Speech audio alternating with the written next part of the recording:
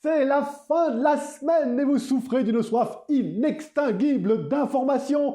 Bienvenue sur Aimons l'info, on va parler coronavirus, moustache et du canard comme arme biologique. On commence par la première étude épidémiologique de grande ampleur sur le nouveau coronavirus. Les autorités sanitaires chinoises viennent en effet de publier les résultats de recherche portant sur 72 000 malades. Si le taux de mortalité s'établit à 2,3%, les victimes varient beaucoup selon l'âge des personnes atteintes. Ainsi, on compte aucun mort avant 9 ans, tandis que les gens âgés de plus de 80 ans ont été près de 15% à décéder.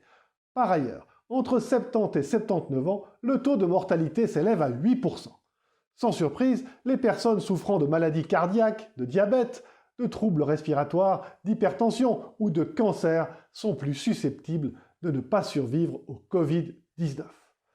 Pendant ce temps, aux États-Unis, le Centre de contrôle et de prévention contre les maladies a republié une infographie datant de 2017 et détaillant avec humour les formes de barbe et de moustache à ne pas adopter lorsqu'on veut porter un masque chirurgical afin de ne pas compromettre l'étanchéité du système.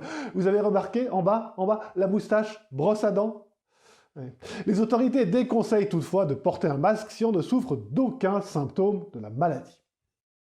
Ah, encore une chose, la Chine, encore elle, forme une armée de canards afin de lutter contre les invasions de criquets qui ont ravagé les cultures au Pakistan et en Inde, deux pays frontaliers. Selon des spécialistes, le canard est une arme biologique supérieure en efficacité aux pesticides. Un palmipède en bonne forme peut ainsi avaler plus de 200 criquets par jour et au moins 100 000 d'entre eux seront déployés au Pakistan au deuxième semestre de l'année. Allez, prenez soin de vous.